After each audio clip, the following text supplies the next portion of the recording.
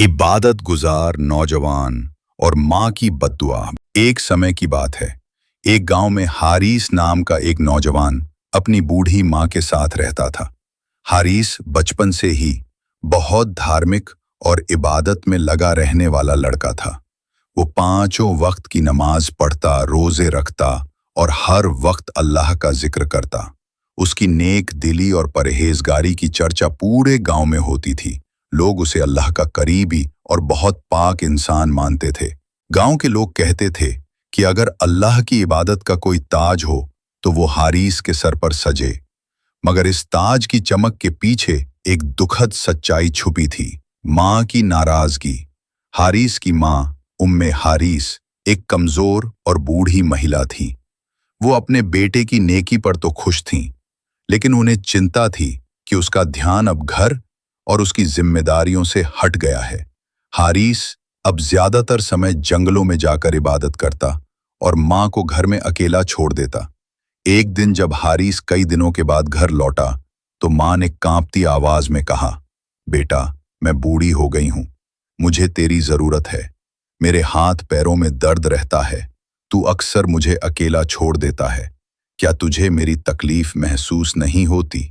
हारिस मुस्कुराते हुए बोला, माँ, मैं ये सब अल्लाह की रजा के लिए कर रहा हूँ। मेरी इबादत सबसे अहम है। अगर अल्लाह खुश हो गया तो सब ठीक हो जाएगा। माँ की आंखों में आंसू आ गए। उन्होंने दुखी होकर कहा, बेटा, इबादत सिर्फ नमाज और रोजे का नाम नहीं, माँ की सेवा भी अल्लाह की रजा का जरिया है। अगर माँ नाराज हो तो अल्लाह भी नाराज हो जाता है। लेकिन हारिस पर इसका कोई असर नहीं हुआ।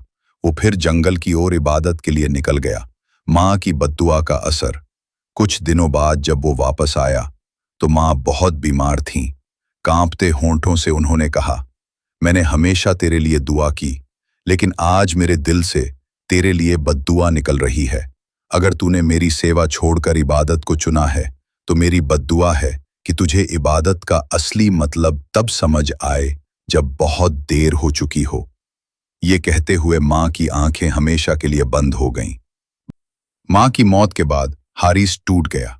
उसने खुद को इबादत में और भी ज्यादा झोंक दिया, लेकिन अब दिल को वो सुकून नहीं मिलता था। कुछ साल बाद उसे एक सपना आया। उसने देखा कि वो जन्नत के दरवाजे पर खड़ा है, लेकिन दरवाजा बंद है। उसने पूछा, मैंने पूरी जिंदगी इबादत की, फिर भी ये दरवाजा क्यों नहीं खुल रहा?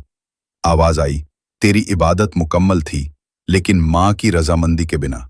जन्नत का दरवाजा माँ की दुआओं से खुलता है और तूने उन्हें खो दिया। हारिस नींद से जागा और फूट फूट कर रोने लगा। अब उसे अपनी गलती का एहसास हुआ, लेकिन बहुत देर हो चुकी थी। इंक के साथ सीख और नतीजा। इस कहानी से हमें यह सबक मिलता है कि इबादत का मतलब सिर्फ नमाज और रोजा नहीं, बल्कि माँ बाप की सेवा और उनके हक अदा करना भी है। अगर कोई व्यक्ति माँ बाप को नजरअंदाज करता है तो अल्लाह की रजा पाना मुश्किल हो जाता है। हारिस को अपनी गलती का एहसास तो हुआ, लेकिन तब तक वो अपनी माँ को खो चुका था। इसलिए हमें चाहिए कि हम अपने माँ बाप की इज्जत करें, उनकी सेवा करें और उनकी दुआओं को अपनी जिंदगी की सबसे बड़ी दौलत समझें।